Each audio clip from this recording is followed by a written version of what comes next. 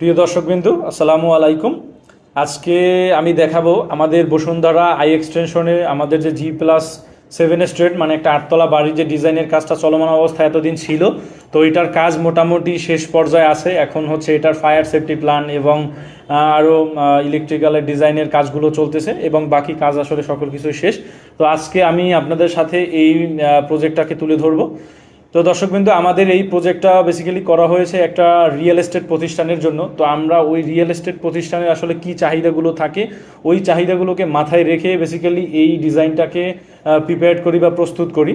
একটা real estate বিজনেসের ক্ষেত্রে এটার অ্যাপার্টমেন্ট বা সবথেকে বড় একটা আকর্ষণীয় দিক হচ্ছে যে এর লুকিংটা, বিল্ডিংটা আসলে বাস্তবে যতটা সুন্দর লাগবে, যতটা মডার্ন বা লাক্সারিয়াস লাগবে, এর সেল ততটা তাড়াতাড়ি মানে করতে পারবে কোম্পানি, তত তাড়াতাড়ি আসলে সেলটা করতে পারবে।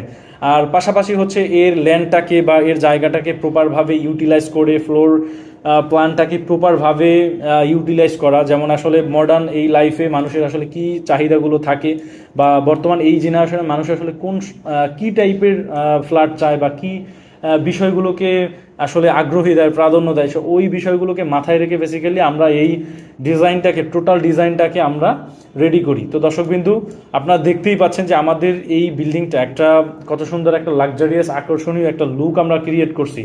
দেখা যায় আমি এতটুকু ইনশিওর করতে পারি এই প্রজেক্টের সেল খুব তাড়াতাড়ি অল্প সময়ের মধ্যে এবং ভালো প্রফিটেবলভাবে সেল হবে ইনশাল্লাহ।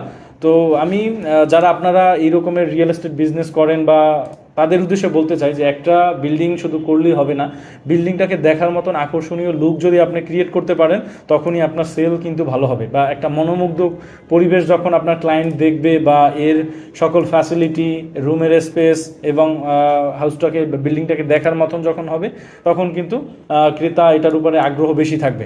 তো দর্শকবৃন্দ, এই সকল বিষয়গুলোকে আমরা মাথায় রেখে আমরা মানিক ইঞ্জিনিয়ারিং এই টোটাল প্রজেক্টটাকে একদম নিখুঁতভাবে করার চেষ্টা করেছি।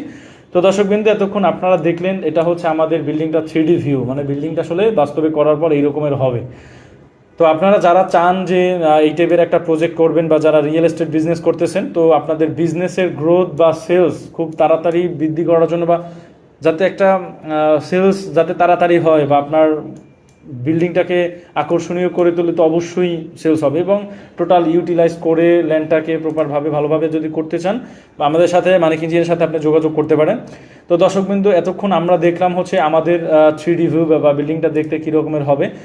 এবার হচ্ছে আমরা দেখব আমাদের এই প্রজেক্টটার 2Dটা বা ফ্লোর প্ল্যানটা কী অবস্থায় আছে। দর্শকবৃন্দু, যেহেতু আমাদের এটা প্রত্যেকটাই সেল করার জন্য বা অ্যাপার্টমেন্টগুলো সেল করার জন্য, তো আমরা প্রত্যেকটা ফ্লোরই মূলত টিপিক্যাল। তো প্রত্যেকটা ফ্লোরে আমাদের 2টা করে ইউনিট আছে।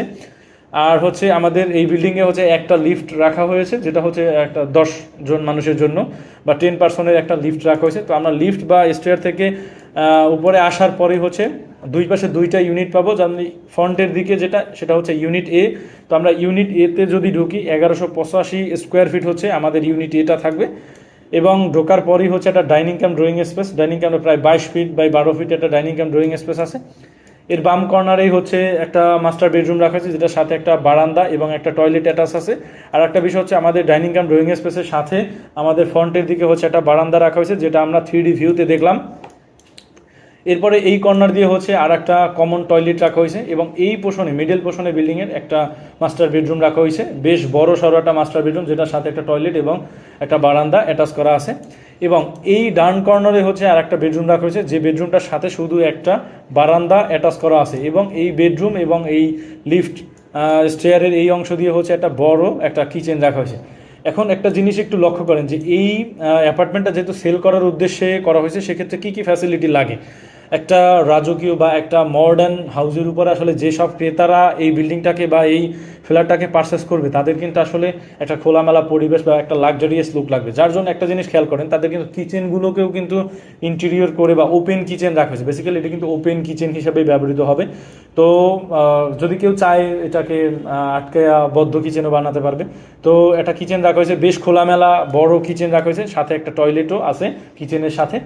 তো দর্শকবৃন্দু, এই ছিল হচ্ছে ইউনিট এ, যেটা 1185 স্কোয়ার ফিটের। একটু ভালো করে আমি একটু শর্টলি ভিডিওটা করার জন্য একটু তাড়াতাড়ি বলতেছি, তো আপনারা একটু জুম করে বা পুশ করে ভিডিওগুলো দেখে নেবেন কীভাবে কি আসে। এরপর আমরা ইউনিট বিতেও সেম, ঢোকার পরে বাম পাশে একটা মাস্টার বেডরুম আছে মিডল পোর্শন দিয়ে, যেটার সাথে একটা টয়লেট এবং একটা বারান্দা টাচ আছে। ঠিক ডান পাশেই হচ্ছে কিচেনটা রাখা হয়েছে। এরপর ভিতরে আসার পরেই হচ্ছে একটা ডাইনিং কাম ড্রয়িং স্পেস ফাঁকা জায়গায় বা লম্বা আকারে একটা ডাইনিং কাম ড্রয়িং স্পেস আছে। এর বাম পাশেই হচ্ছে আমাদের কমন টয়লেটটাকে রাখা হয়েছে। তো কমন টয়লেটের এটা হচ্ছে বেসিক্যালি কমন টয়লেট। তো কমন টয়লেটের পাশে এই কর্নার দিয়ে হচ্ছে বাম কর্নারে আরও একটা বেডরুম রাখা হয়েছে, যেটা হচ্ছে মাস্টার বেডরুম, যেটার সাথে একটা টয়লেট এবং একটা বারান্দা টাচ আছে। এবং আমরা ডান পাশে যদি দেখি একটা বেডরুম রাখা হয়েছে, যেটার সাথে শুধু একটা বারান্দা রাখা আছে। এরপরে আমাদের যদি এটা গেল আমাদের টিপিক্যাল ফ্লোর, মানে একদম ফার্স্ট ফ্লোর থেকে একদম 7 ফ্লোর পর্যন্ত। এবং আমরা যদি একটু গ্রাউন্ড ফ্লোরটা দেখি, গ্রাউন্ড ফ্লোরে আমাদের আসলে বেসিক্যালি কিছু নাই, শুধু আমাদের কার পার্কিং আছে, মানে একদম ওপেন স্পেস, সম্পূর্ণটা কার পার্কিং থাকবে। এবং পিছনের অংশে একটা ইলেকট্রিক্যাল মেকানিক্যাল রুম রাখা হয়েছে এবং পাশে হচ্ছে একটা রুম রাখা হয়েছে, এটা কিচেন হিসাবে ব্যবহার করতে পারে। তো গার্ড রুম বা পোস্টে যারা থাকবে তারা আসলে থাকতে পারে। তো আমরা ইলেকট্রিক্যাল মেকানিক্যাল রুমটা বেসিক্যালি রাখা হয় একটা বড় হাইরেজ বিল্ডিং যখন হয়, তখন সেখানে আসলে সাব স্টেশন বসাতে হয়, জেনারেটর বসাতে হয়। সো এইসব পারপাসে আসলে ইলেকট্রিক্যাল মেকানিক্যাল রুমটা আসলে রাখা লাগে। তো আর বাকি প্রায় 60টার মতন হচ্ছে কার পার্কিং আছে, আরও কিছু বাইক টাইক পাশে রাখতে পারবে। So etc. তো দর্শকবিন্দু, এই ছিল আমাদের বসুন্ধরা আই এক্সটেনশনের এই G+7 স্টেট মানে 8তলা প্রজেক্টটা, সকল ডিজাইন ড্রয়িং। আর এই প্রজেক্টের আসলে খরচ বা এইরকম আর বিস্তারিত কিছু আসলে জানানোর মতো না। আর একটা বিষয় হচ্ছে আমাদের এই প্রজেক্টটা কিন্তু করা হয়েছে মাত্র 4.5 কাঠা জমির উপরে। তো 4.5 কাঠা জমির একটু হালকা কম আছে। আর আমরা এই টোটাল বিল্ড করতে পারবো হচ্ছে টোটাল বিল্ড বলে গ্রাউন্ড কভারেজ এরিয়া, এটা আসলে ভুলবো, বিল্ড এরিয়া লেখা হয়েছে। তো এখানে আসলে থাকবে মূলত বিল্ড কভারেজ এরিয়া। তো আমরা 2500 স্কোয়ার ফিট, আমাদের প্রায় 3200 স্কোয়ার ফিট থেকে আমরা 2500 সামথিং এই রকমের আমরা আসলে ব্যবহার করব। আর এটার বিল্ডিংয়ের হাইটটা চাইলে আরও বাড়ানো যেত, তবে ওনারা আর কি এই টাইপের করতে চাইছে দেখা, বা ফ্লোরের স্পেসটার রেশিওটা ঠিক রাখার জন্য, মানে ফার রেশিওটা ঠিক রাখার জন্য বেসিক্যালি আর আমরা উপরে হাইট করিনি। তো দর্শকবিন্দু, আশা করি সবাই বুঝতে পারছেন। যদি এরকমের কারো বাড়ি করার ইচ্ছা থাকে বা এই টাইপের বিল্ডিং এই টাইপের প্রজেক্টের জন্য, আপনি চাইলে মানেক ইঞ্জিনিয়ারের সাথে সরাসরি যোগাযোগ করতে পারেন। সবাই সুস্থ থাকবেন, ভালো থাকবেন। আসসালামু আলাইকুম।